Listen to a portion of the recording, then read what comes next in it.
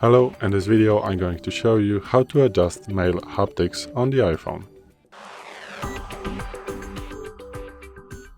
So, the haptics are a type of a vibration, when your phone vibrates when you're going to get a notification. So you can select the specific vibrate pattern that you want to, haptic pattern that you want to with the mail notification. So to do this, go to the settings, then go to the sounds and haptics.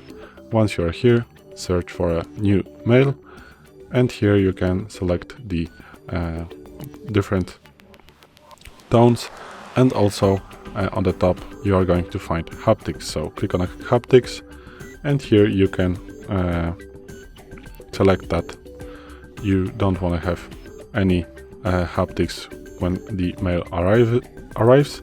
So you can put synchronize, and this is going to be synchronized with the ringtone, with the tone that you have chosen for new mail arrival. Also, you can select from different patterns that Apple gives us. Once you click on a pattern, this is going to be played, and you're going to feel that the phone vibrates a little. Also, you can create your own pattern if you want to. We have another video on our channel about that.